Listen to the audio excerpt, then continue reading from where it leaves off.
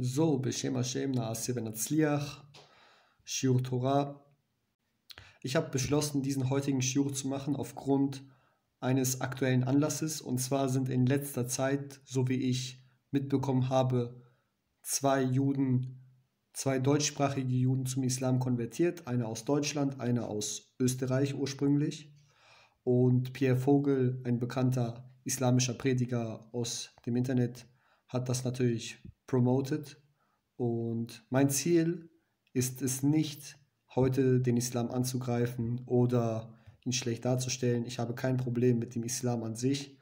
Ich natürlich bin überzeugt, dass meine Religion richtig ist, aber jeder kann glauben, was er will.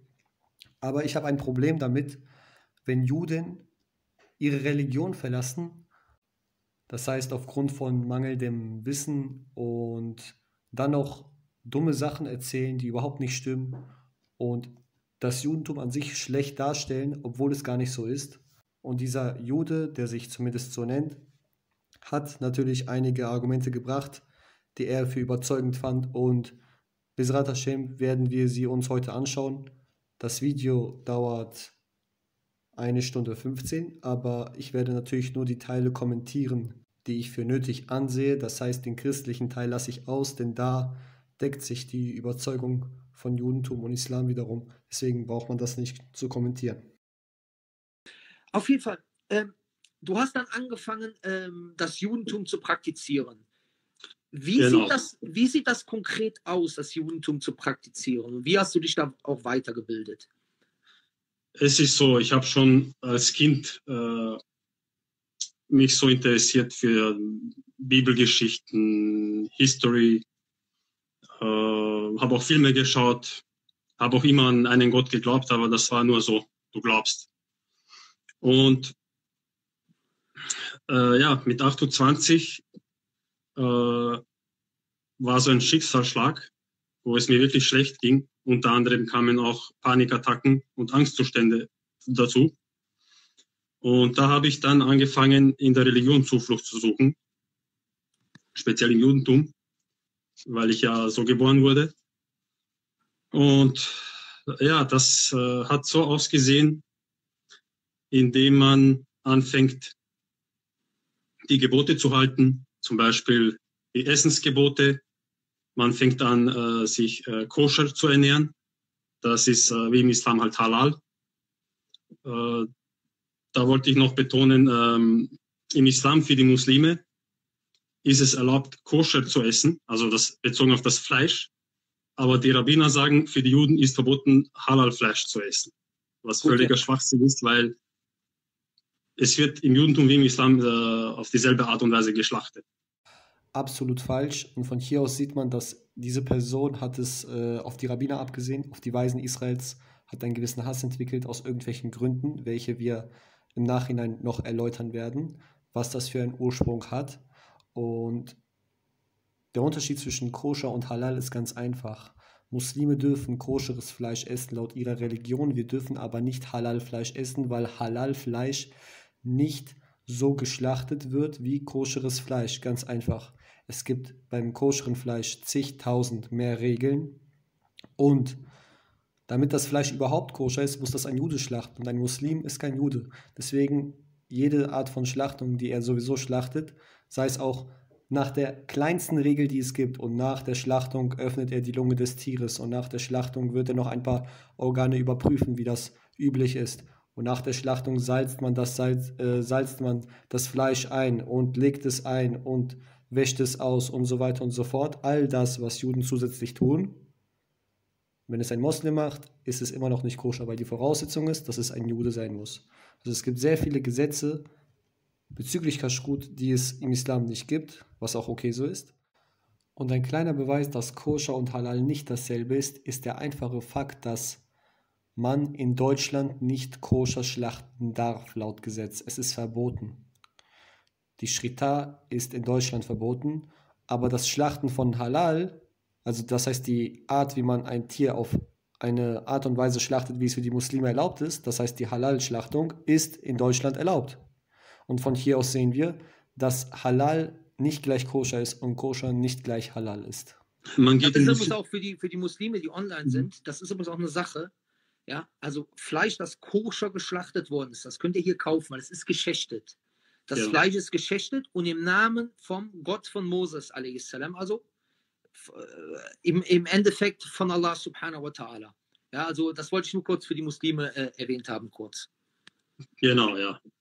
Dann geht man in die Synagoge, Freitagabend, weil am Freitagabend fängt der Schabbat an. Ja, also Freitagabend dann das Abendgebet, da fängt der Schabbat an. Dann Samstag in der Früh das Morgengebet, Shacharit. Das dauert so circa bis zum Mittag. Dann wird Mittag gegessen. Es wird unter anderem das Schabbatbrot gebrochen und Rotwein getrunken. Rotwein ist im Judentum göttliches Getränk, sag mal so, hat eine große Bedeutung. Und danach zum Beispiel, ja, lernt man ein bisschen was über die Propheten und so, oder man hört sich Vorträge an vom Rabbiner. Man fastet Yom Kippur, das ist der Fastentag, 25 Stunden wird gefastet. Da betet man, dass Gott einem die Sünden vergibt. Also niemand kommt, um für die Sünden zu sterben, sondern jeder ist für seine Sünde verantwortlich. Das ist gerade sehr interessant, was du gerade sagst, ja, weil dieser Tag geht ja auf Moses auch zurück, richtig? Das geht ja auf das Alte Testament zurück. Genau. Also Tag der Sühne. Genau. Das heißt also eigentlich, das, was die Christen sagen, die Sünde wird nur vergeben durch den Opfertod, ist hier falsch. Vom Alten Testament her ist genau dasselbe System, Tauba zu machen. Das heißt, dass man Gott um Vergebung bittet. Ne? Genau. Und das 25 Stunden lang, ohne Essen, ohne Trinken, wird streng gefastet. Die meiste Zeit ist man in der Synagoge beim Beten. Ja, also so hat das jetzt in der Zusammenfassung ausgesehen. Was mich da zum Zweifeln gebracht hat, mir ist es nicht besser geworden. Ich habe keine Verbindung zu Gott gespürt. Dass du keine Verbindung zu Gott gespürt hast, ist dein privates Problem und liegt höchstwahrscheinlich an deiner Lebensweise, die man damals gelebt hat, oder an den Sünden, die man damals begangen hat, oder am falschen Lehrer, den man vielleicht gehabt hat. Dieses Verbindung zu Gott spüren, das ist so ein Argument, was viele Leute bringen, die die Religion wechseln oder die im Christentum sind, allgemein Christen. Die sagen zum Beispiel, ja, als ich angefangen habe, an Jesus zu glauben, ich spüre ihn und wie kann es sein, dass das alles falsch ist, weil ich spüre es doch. Das Judentum sagt dazu, lass dich nicht von deinen Gefühlen leiten, weil Gefühle täuschen. Gefühle sind die Dinge, die einen Menschen dazu bringen, die schlimmsten Taten in seinem Leben zu tun. Gefühle sind diese Dinge, die einen Menschen dazu bringen, dumme Dinge zu tun, die man später bereuen könnte. Es gibt Leute, die töten wegen ihrer Gefühle. Es gibt Leute, die gehen fremd wegen ihrer Gefühle. Aber das Judentum sagt, achte nicht auf deine Gefühle, blende sie aus, denn nur das, was im Kopf ist, zählt. Es gibt Dinge, an die muss man rational rangehen. Und besonders auf Religion bezogen, zählen keine Gefühle. Der größte Beweis ist, dass auch Christen fühlen sich ziemlich wohl in ihrer Religion und auch Juden fühlen sich ziemlich wohl in ihrer Religion. Und jeder spürt es. Jeder spürt es. Jeder macht diese Erfahrung, aber dazu später mehr. Also das ist eine Sache, das ist kein Argument, weil das von jeder Religion gebracht wird als Argument. Also ich persönlich fühle mich wohl im Judentum und ich spüre das, dass es die Wahrheit ist. Also was mit mir? Heißt das jetzt, dass es wirklich die Wahrheit ist, nur weil ich es spüre? Man sollte sich nicht diesbezüglich von seinen Gefühlen leiten lassen. Und zum Zweifeln hat mich das gebracht, ein Vortrag von einem Rabbiner, wo behauptet wird, die Abstammung des Kindes ist nur auf die Mutter zurückzuführen. Vater ist uninteressant. Und das hat mich ein bisschen misstrauisch gemacht, weil ich habe auch angefangen, mich mit der Bibel zu befassen. Tora, also Tanach, ist das Komplette. Das Problem ist aber hier, die Rabbiner beziehen sich weniger auf die Bibel, das Alte Testament bzw. Tanach, die beziehen sich mehr an den Talmud, was mich auch sehr gestört hat. Der Talmud, das sind verschiedene Kapitel und verschiedene Bücher in einem Paket. Und der Talmud, sagen die Rabbiner, ist die mündliche Tora. Das ist vom 3. bis zum 6. Jahrhundert, wenn ich mich jetzt nicht täusche, von verschiedenen Rabbinern niedergeschrieben. Und die sagen, das ist die mündliche Tora.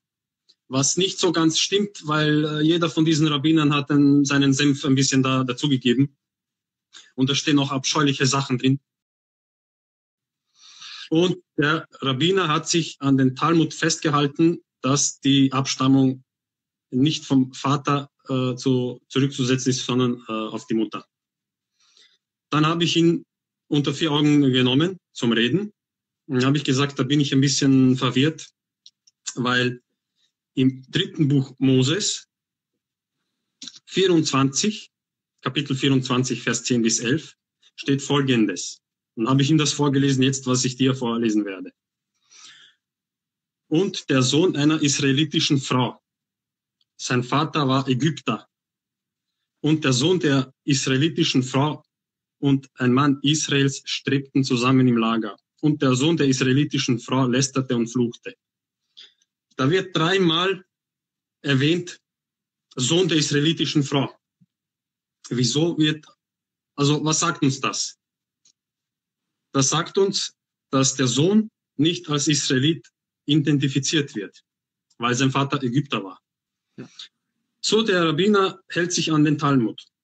Sage ich, wie kommt es dazu, dass das geändert wurde? Sagt er, ja, damals war ja das römische Imperium. Palästina unterstand des römischen Reiches. Und man hat nie gewusst, wer der Vater ist. Ist es ein Israeli gewesen oder war es vielleicht ein römischer Soldat? Wegen Vergewaltigung oder zum Beispiel? Vergewaltigung, Unzucht. Ja. Ich vermute mehr Unzucht. Und da denke ich mir, das kann doch nicht sein. Also ich sehe das so, dass hier eine Gesetzesänderung gemacht wurde, wo es der Frau erlaubt wird, Unzucht zu begehen. Das sagst du. In Wirklichkeit gibt es eine ganze Geschichte zu diesem jungen Mann oder zu diesem Jungen, der dort identifiziert wird als Sohn einer Israelitin, wer er war, wer sein Vater war und so weiter und so fort. Und laut der Tora, aber dazu kommen wir gleich, laut der Tora ist es so, dass der Fakt, dass ein Mensch Jude ist, wird durch die Mutter weitergegeben, aber die Stammeszugehörigkeit durch den Vater. So sehen wir es in der Tora. Die Beweise kommen gleich. Aber zunächst zu diesem jungen Mann, der Gottes Namen gelästert hat, beziehungsweise Gotteslästerung begangen hat und dadurch hingerichtet wurde. Die Tora sagt uns mit dieser Schreibweise aus, dass obwohl das Judentum durch die Mutter geht, sollte man jetzt nicht auf den Gedanken kommen, dass es okay wäre, wenn eine jüdische Frau einen nicht-jüdischen Mann heiratet. Und als Zeichen davon, was daraus geschehen kann, wird diese Situation so dargestellt, wie sie dargestellt wird. Und zwar, der Sohn der Israelitin wurde, obwohl er Jude war, vom Volk nicht akzeptiert. Er war der Außenseiter, er war in der Gesellschaft nicht ganz angekommen. Und der Sohn der Israelitin, damit ist gemeint ein Jude, der eine jüdische Mutter hat, aber einen nicht-jüdischen Vater, er hat einige Nachteile im Volk, obwohl er Jude ist. Obwohl er Jude ist, hat er einige Nachteile. Und zwar hat er natürlich nichts mit Priestertum zu tun, weil Priestertum kann nur durch den Vater weitergegeben werden. Und wenn sein Vater ein Nicht-Jude war, dann hat er nichts mit Priestertum zu tun. Erstens. Zweitens, er ist auch keinem Stamm zugehörig. Wir lesen, dass die Mutter von diesem Jungen gehörte dem Stamm Dan an, soweit ich weiß. Und er wollte sich natürlich unter seine Brüder mischen aus seinem Stamm, aber die haben ihn nicht akzeptiert, zu Recht, weil eine Person, die keinen jüdischen Vater hat, hat auch keinen Stamm. Das ist der zweite Nachteil. Dritter Nachteil ist, dass das Register, die Abstammungslinie geht nur durch die Väter und nicht durch die Mütter, obwohl die Mütter die Religion weitergeben. Warum? Weil damals ein Mann viele Frauen haben konnte, 4 Frauen, 5 Frauen, je nachdem. Und wenn man die Abstammungslinie durch die Frau macht, dann wird das alles viel zu unübersichtlich. Also es ist nur logisch, dass es durch den Mann geht, weil ein Mann hat viele Frauen, viele Kinder und nur die wichtigsten Kinder werden erwähnt zum Beispiel, je nachdem. Also hat dieser Jude auch kein Abstammungsregister. Und ein weiteres Problem ist, dass er dadurch auch Probleme hat mit Erbgeschichten, mit Dingen, die mit dem Erben zu tun haben, mit Vermächtnis, weil eine Person, die keinen jüdischen Vater hat, kann sich auf keinen Stamm zurückführen und dementsprechend kann man auch kein Land besitzen oder es wird schwieriger, ein Land in Besitz zu nehmen in einem Stammesgebiet des damaligen Israel. Denn jeder Stamm hatte sein Stammesgebiet und wenn du keinem Stamm angehörst, dann hast du ein Problem. Im Allgemeinen kann man sagen, dass dieser Junge nur ins Judentum gefunden hat durch seine Mutter. Deswegen wird das auch so hervorgehoben, dass er einen Bezug hatte zum jüdischen Volk nur durch seine Mutter und dass er durch seine Mutter irgendwie was damit zu tun hatte. Aber sonst, wenn sein Vater ein Jude wäre und seine Mutter nicht, dann wäre er überhaupt kein Jude. Und der größte Beweis, dass er zum jüdischen Volk dazugehört hat, ist die Tora selber. Denn wir lesen, dass beim Auszug aus Ägypten noch sehr viele Ägypter mit dazu kamen. Mischvölker, Erethraf genannt. Und diese Mischvölker kamen mit aus Ägypten raus und am Berg Sinai wurden sie alle zu Juden. Am Berg Sinai wurde jeder zum Juden und jeder hat sich beschneiden lassen. Warum? Weil vor dem Berg Sinai, vor der Toragebung, gab es noch nicht so etwas wie ein jüdisches Volk. Es gab nur die Nachkommen von Abraham. Aber die konnten zum Beispiel nicht die Nachkommen von Abraham heiraten, die konnten andere Leute heiraten und es war ganz okay und nicht schlimm. Das heißt, es war vor der Toragebung, bevor die Gesetze kamen. Man kann nicht für ein Gesetz gerichtet werden, was noch nicht existiert, richtig? Deswegen, als dieser Junge mit seiner Mutter aus Ägypten rauskam und sie waren am Berg Sinai und sie haben die 10 Gebote gehört und sie haben alles gesehen und sie haben gesagt, Na'aseh v'nishma, und sie haben alles auf sich genommen. In dem Moment wurden sie sowieso zu Juden, selbst wenn er kein Jude wäre, theoretisch. Und er war natürlich beschnitten. Das heißt, er war schon ein Teil des jüdischen Volkes. Man muss also nicht behaupten, dass er kein Jude war. Ganz im Gegenteil.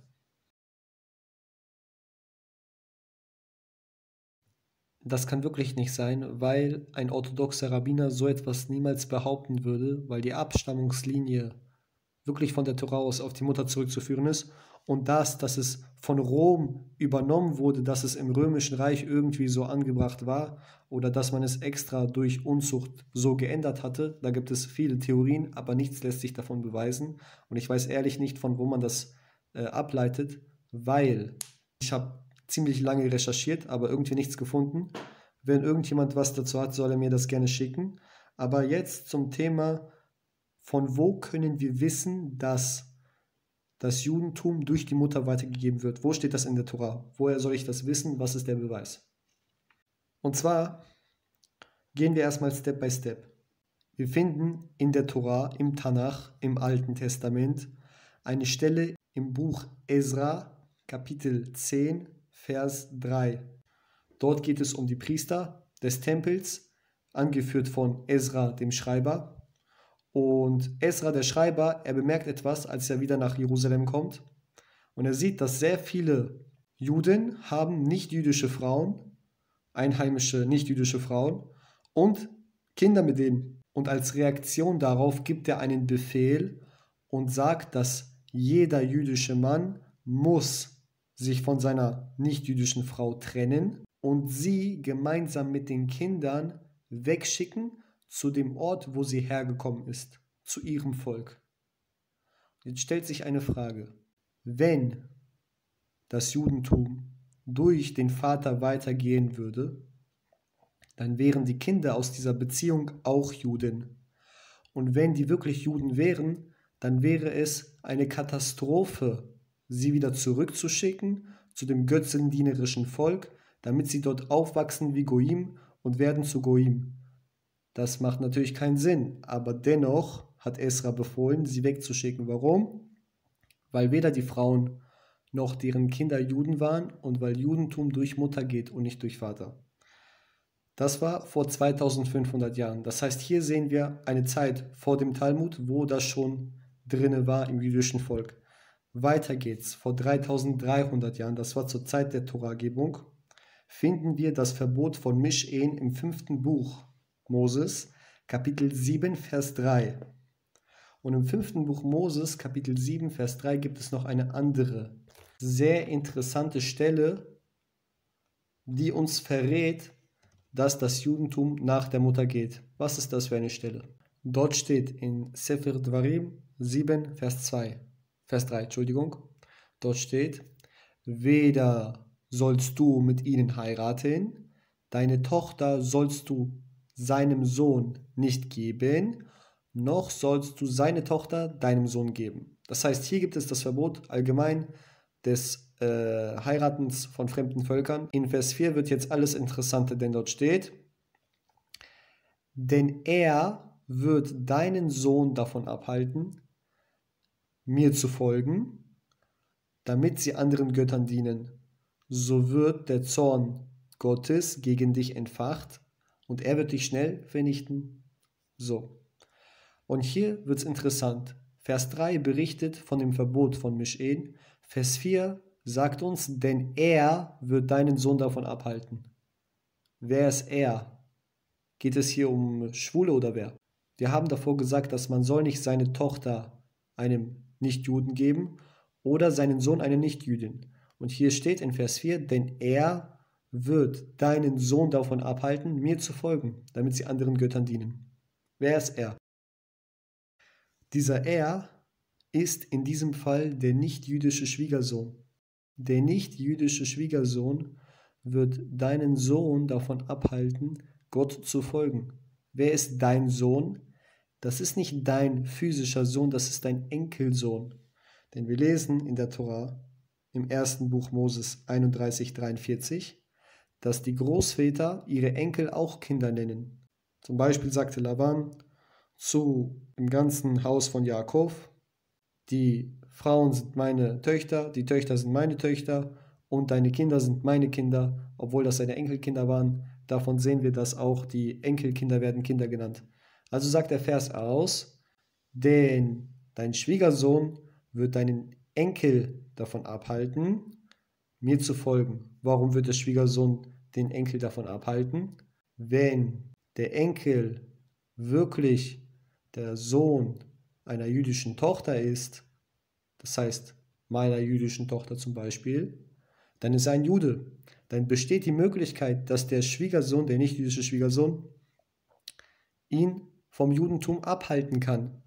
Aber wenn mein Enkel eine nicht-jüdische Mutter hat, dann kann man dort nichts abhalten.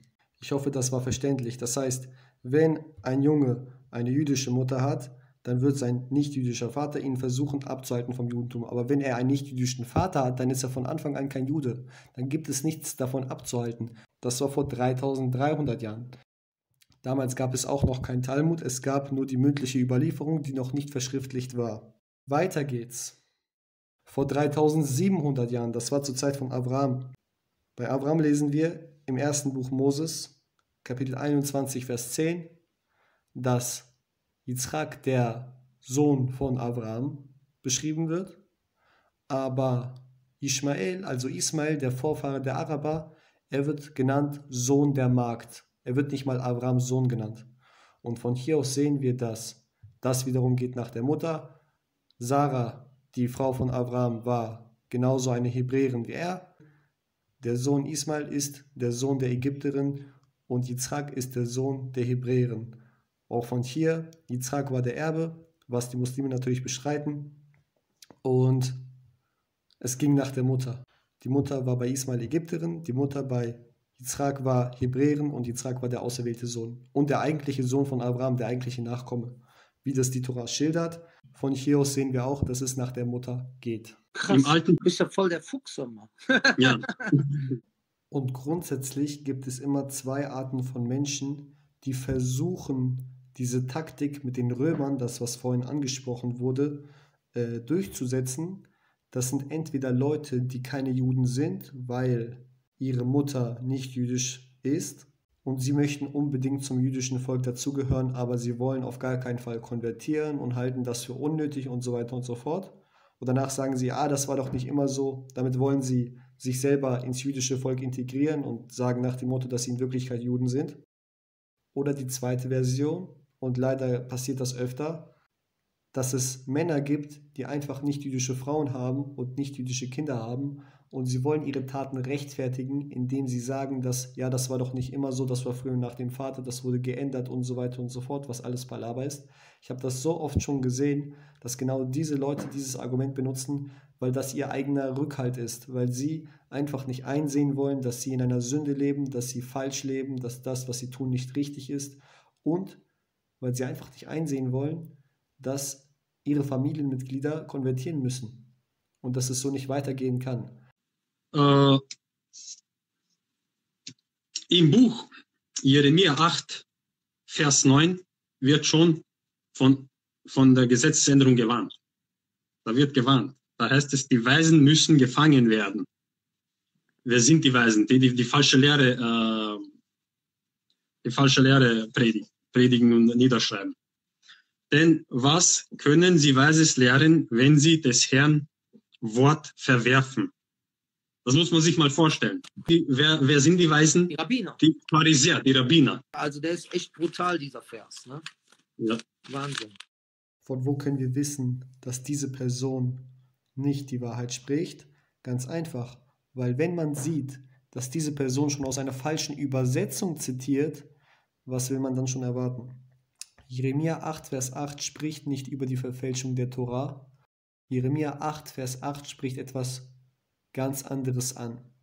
Und zwar, wenn Jeremia wirklich damit ausgesagt hätte, dass die Tora verfälscht wäre und dass die Weisen solche bösen Menschen sind, dann müsste er uns per se davon warnen, nicht das zu tun, was in der Tora steht. Weil es ist falsch, richtig? Es wurde ja verfälscht. Außerdem wären alle anderen Propheten, die es nach Jeremia gegeben hat, auch hinter dieser Meinung und sie hätten das jüdische Volk gewarnt, dass aufgepasst, die Tora, die ihr habt, die wurde verfälscht. Aber es hat solche Propheten niemals gegeben, die so etwas behauptet haben, sondern immer nur Aufrufe, sich an die Tora von Moschee, die wir haben, die wir heute noch in der Synagoge haben, sich genau an diese Tora zu halten. Im letzten Buch Malachi, der letzte Ausspruch des allerletzten Propheten war, gedenke der Tora Moschés, sie einzuhalten, bis Eliyahu Navi kommt und danach kommt der große und schreckliche Tag Gottes und danach kommt Mashiach, das sind die letzten Worte. Yeshayahu, das sind seine letzten Worte. Jeremia schreibt selber im 26. Kapitel seines Buches, dass man sich an die Tora halten muss. Also er hat uns keine Alternative gegeben, dieser Prophet, wenn es so wäre. Denn wenn er aussagen würde, dass die Tora verfälscht ist, dann müsste er uns per se eine Alternative geben und sagen, hier diese Tora ist verfälscht und die andere ist die richtige. Man muss auch verstehen, dass es damals genauso wie heute Tausende und Abertausende Tora-Schriftrollen im ganzen Land, auf der ganzen Welt verteilt war und es hat die gegeben. Und es kann nicht sein, dass es dann die Pharisäer oder die Schriftgelehrten oder die Rabbiner jede einzelne Torahrolle gefunden haben und sie verfälscht haben. Das kann einfach nicht sein.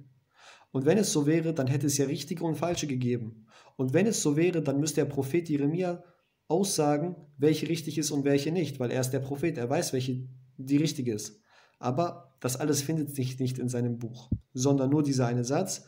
Wir schauen uns diesen Satz gleich mal an und was er wirklich zu bedeuten hat. Denn kann es sein, dass Jeremia eigentlich etwas anderes meint? Ist es vielleicht möglich, dass Jeremia vielleicht etwas anderes meint? Vielleicht schon, aber das ist unserem lieben Daud nicht aufgefallen. Und zwar steht in Jeremia 8, Vers 8 folgendes. Ich zitiere jetzt mal eine christliche Übersetzung. Die Weisen schämen sich, sie sind bestürzt und genommen. Siehe, sie haben das Wort des Herrn zur Lüge gemacht. Und welche Weisheit ist ihnen? Die jüdische Übersetzung wäre folgende. Die Weisen schämen sich, sie sind bestürzt und genommen. Siehe, sie haben das Wort Gottes verworfen. Und welche Weisheit ist ihnen übrig geblieben? Warum? Weil das Wort Sheker heißt in Wirklichkeit Lüge oder kann auch unnütz heißen, unnötig. Von wo sehen wir das? Erste Buch, Schmuel 25, 21.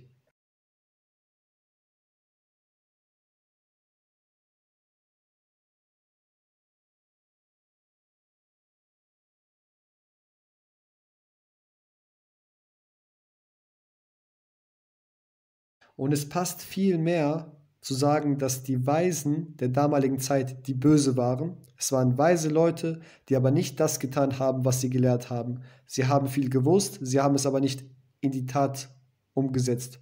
Und unsere Torah und unser Talmud, unsere Gemara warnt von diesen Leuten. Und sie sagen, dass das die schlimmsten sind von allen. Erstens. Zweitens, in jener Zeit haben sie die Torah gelernt, aber sie haben sie nicht gelebt. Sie haben geredet, aber nicht gehandelt. Sie haben Wasser gepredigt und Wein getrunken. Und das prangert der Prophet Jeremia an. Er sagt nicht, dass die Torah verfälscht ist. Er sagt im Gegenteil, man muss sich an die Torah halten. Nicht nur lehren, sondern auch machen. Und was der Prophet sagt, ist, die Weisen schämen sich, sie sind bestürzt, denn sie haben das Wort des Herrn verworfen.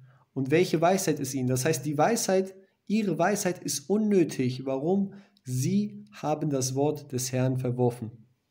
Und ein Vers davor steht, wie könnt ihr euch weise nennen und das Gesetz Gottes, und behaupten, dass das Gesetz Gottes bei uns ist? Denn siehe, vergebens hat die eitle Feder der Schreiber gewirkt. Das heißt, man hat schon die Tora abgeschrieben, man hat sie gelehrt, aber man hat nicht nach ihr gelebt. Die Schreiber selbst haben nicht das getan, was in der Tora stand. Und damit war die Tora quasi für sie unnötig. Sie haben sie unnötig gemacht, weil wozu brauchst du die Tora abschreiben, wenn du nicht nach ihr lebst? Das prangert der Prophet an. Und das prangert auch jeder einzelne andere Prophet an. Aber nicht einer der Propheten sagt, dass die Tora verfälscht wurde. Und da fällt mir noch eine ganz interessante Sache ein. Also wenn es wirklich so wäre, dass man die Tora zur Zeit von Jeremia verfälscht hätte, warum ist nicht zur Zeit von Jeremia das Update gekommen, von dem die Muslime sprechen? Sie sagen ja, dass wenn eine Religion verfälscht wird, kommt das Update. Also Judentum wurde verfälscht, das Update war das Christentum. Christentum wurde verfälscht, das Update war der Islam. Das heißt, bis zum Zeitpunkt, wo das Update gekommen ist, war es noch original. Und wenn es zur Zeit von Jeremia verfälscht wurde, dann müsste das Christentum schon zur Zeit von Jeremia kommen, aber ist ein halbes Jahrtausend später gekommen und so weiter und so fort. Ja. Das war eigentlich der Schlüsselpunkt, was mich am Zweifeln gebracht hat. Hier möchte ich kurz etwas erwähnen, was auch sehr interessant ist, was du gerade gesagt hast. Und ich kenne mich ja mit dem Judentum auch gar nicht aus. Ne? In Sure 9, Vers 31, da steht,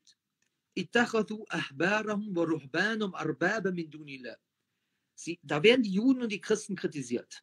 Sie haben sich ihre Rabbiner und Mönche zu Göttern neben Allah genommen, zu Herren neben Allah genommen. Daraufhin kam jemand zum Propheten, der hieß Adi ibn Hatim, und der ist vom Christentum zum Islam übergetreten. Und er sagte zum Propheten, Gesandter, was? Wir haben die nicht angebetet. Da sagte der Prophet, haben sie nicht das, was erlaubt ist, verboten gemacht?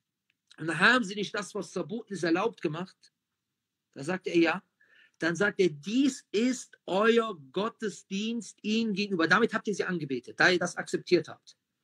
Und jetzt sagst du mir gerade, du hast es live miterlebt, wie also Gesetze verändert worden sind. Und du bestätigst jetzt als Jude mir, oder als Ex-Jude mir live, ja, dass das genau, was der Koran sagt, genauso passiert ist, subhanallah. Deswegen, das ist für mich, ich finde es krass. MashaAllah. Bezüglich den Rabbinern und den Weisen möchte ich sehr gerne die Shurim von Rav Shamonov aus Wien empfehlen. Der hat 4, 5 oder 6 Teile sogar über die mündliche Tora gemacht. Unterricht, den es sich zu hören lohnt, und Dinge, die man lernen sollte, denn dort wird von Anfang an erklärt, was die mündliche Tora ist, wie sie entstanden ist, wer sie überliefert hat, wann sie niedergeschrieben wurde, warum sie niedergeschrieben wurde, warum wir ausgehen können, dass sie richtig ist, was die Beweise sind, von wo wir wissen können, dass sie nicht über die Zeit verfälscht wurde, von wo wir ausgehen können, dass es kein Stille-Post-Prinzip gegeben hat und so weiter und so fort. Dazu einmal bitte die Shiurim von Rav Shamonov angucken. Wichtig ist, nach Reihenfolge, damit man auch kein Durcheinander im Kopf hat und alles versteht. Bezüglich der Chachamim, der Rabbiner und der Weisen, die die Autorität bekommen haben, Gesetze zu veranlassen und auf die wir hören müssen. Der Grund ist, weil es in der Tora so steht. In der Tora steht im 5. Buch Moses, Parashat Shoftim, dass wir auf die Weisen hören müssen. und dass wir nicht abweichen dürfen, was sie sagen, nicht nach links, nicht nach rechts. Und wenn man das tut, Todesstrafe. Von hier sehen wir, dass man auf die Weisen hören muss, aber nicht nur auf irgendwelche Weisen, die mal gelebt haben, sondern auf die Weisen der jeweiligen Generation. Das wird in der Tora betont und das wird nirgendwo anders in der Tora erwähnt, sondern nur dort. Von hier aus sehen wir, dass es schon eine sehr interessante Sache ist, weshalb wir auf die Rabbiner hören müssen und dass wir das tun, weil es in der Tora so steht. Das heißt, wir erfüllen ein Gebot der Tora, wenn wir auf die Rabbiner hören. Und hier sollte ich anmerken, dass es auch im Islam und im Christentum gibt es Lehrer, auf die man hört und die man um Rat fragt und die bestimmen, was erlaubt und was verboten ist. Und zwar im Islam sind das die Rechtsschulen und auch die Gelehrten, genauso wie im Judentum gibt es da auch Gelehrte und Meinungen. Und auch dort diese Gelehrte und diese Meinungen bestimmen im Endeffekt, was praktisch gelebt wird oder nicht. Da sagt man zum Beispiel, ja, diese Überlieferung ist authentisch, die ist nicht authentisch. Also Talmud sagt dies und der Talmud sagt das und Talmud. Und das hat mich halt viel ins Zweifeln gebracht. Dieser junge Mann hat höchstwahrscheinlich Zweifel am Judentum bekommen. Erstens, weil er sich nicht mit dem Judentum ausgekannt hat. Weil eine Person, die orthodox lebt und eine Person, die Tora richtig gut kennt, sie konvertiert weder ins Islam, weder zum Islam noch zum Christentum. Ich persönlich glaube, dass er seine Abneigung gegen Talmud, gegen Gemara, gegen die mündliche Tora, gegen die Heiligkeit der Tora bekommen hat, weil er schon an Jesus geglaubt hat, zu diesem Zeitpunkt und nicht erst später. Weil wenn eine Person an Jesus und an das Neue Testament glaubt, dann ist das die logische Schlussfolgerung, weil im Neuen Testament wird gegen Tora und gegen Talmud, gegen Rabbiner und so gehetzt. Und es ist auch so, im Judentum wird noch gewartet, dass der Messias kommt. Er ist laut Judentum noch nicht gekommen. Der Messias ist im Judentum nicht jemand, der kommt, um für die Sünden der Menschen zu sterben. Wie im Islam auch. Ja, sondern er kommt, um Frieden zu bringen, um das damalige Volk, was noch den Bund mit Gott gehabt hat, die haben dann den Bund verloren, nur nebenbei gesagt, also das Volk zu retten, zu befreien von der Versklavung. Und da habe ich mich auch ein bisschen interessiert. Wer ist der Messias? Wann würde er kommen? Da fragst du dich halt. Und da habe ich dann was entdeckt bei Sacharia 9, Buch Sacharia 9, Vers 9. Da steht: So jubelt und freut euch, Einwohner von Jerusalem. Er ist gerecht und bringt euch Rettung. Und doch kommt er nicht stolz daher, sondern reitet auf einem Esel. Und als ich das gelesen habe, habe ich mich erinnert an früher an die Filme, Bibelfilme, die ich geschaut habe. Das ist so ein bisschen im Kopf geblieben, wo Jesus auf einem Esel, Isa, sallallahu alaihi salam, nach Jerusalem kommt. Jetzt stell dir vor, wir sind ja technisch immer mehr fortgeschrittener. Ich weiß nicht, in 100 Jahren werden die Autos anfangen zu fliegen. Im Judentum wartet man noch auf den Messias. Jetzt stell dir vor, morgen kommt jemand auf einem Esel nach Jerusalem geritten und sagt, ich bin der Messias. Die würden ihn viel blöd verkaufen. Die würden ihn in die Klapse stecken. Oder? Logisches Denken. Und da habe ich gedacht, aha, okay, warte. Das kann doch Isa sein. Isa a.s. Und das war eigentlich schon der Schlüsselpunkt, dass ich dann mich angefangen habe, mit dem Christentum zu befassen. Also wenn man durch diese Stelle in Sacharia 9, Vers 9 an Jesus zum Glauben kommt, dann ist das wirklich schon sehr seltsam. Sehr seltsam, weil normalerweise gibt es andere Stellen, wo Leute das sehen, dass er dort prophezeit wurde anscheinend. Aber Sacharia 9, Vers 9, ich möchte dich eine Sache fragen, Daud. Und zwar, was steht denn in Sacharia 9, Vers 1? Weißt du das? Sacharia 9, Vers 1, Vers 2, Vers 3 und so weiter bis Vers 9 und auch nach Vers 9 handelt über einen epischen Krieg, der am Ende der Zeiten stattfinden wird. Bitte genau lesen, am Ende der Zeiten. Und in diesem Krieg am Ende der Zeiten werden sehr viele Leute sterben. Dieser Krieg wird noch kommen. Der 3. Weltkrieg, der letzte. Wird auch erwähnt von anderen Propheten. Und in diesem Weltkrieg wird der Messias gerettet werden. Er wird nicht sterben. Er wird gerettet werden. Und der Vers in Sacharja 9, Vers 9 sagt, dass er von diesem Krieg gerettet wird. Denn dort steht nicht, siehe, er kommt, er rettet, sondern er ist gerettet. Er wurde selbst gerettet. Aber der Fakt, dass du das anders zitiert hast, sagt aus, dass du aus einer christlichen Übersetzung zitiert hast. Denn sie haben das wiederum ein bisschen modifiziert, damit es auf Jesus passt. Denn Jesus war nach dem Glauben der Christen natürlich der Erlöser und er musste retten. Er durfte nicht gerettet werden, er musste retten. Deswegen haben sie das Wort vertauscht. Aber in Wirklichkeit, wenn du ins Hebräische guckst, steht dort gerettet und nicht er wird retten.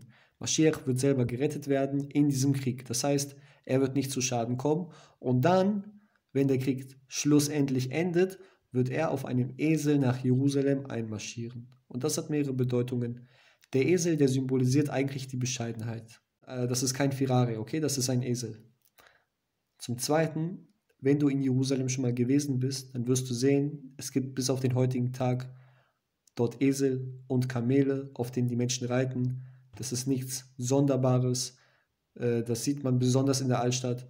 Und nach diesem Weltkrieg, wenn du dir die Beschreibungen durchliest im Tanach, wie die Welt dann aussehen wird, da ist es mit größter Wahrscheinlichkeit, dass dort Esel reiten werden. Das muss nichts vor 2000 Jahren gewesen sein. Und ich sehe das nicht als ein Argument, dass nur weil hier Esel steht, heißt es, dass es ein Ereignis sein soll, was vor Tausenden von Jahren war. Aber um das herauszufinden, muss man einfach nur nach Israel, nach Jerusalem reisen. Dann sieht man schon alles selbst.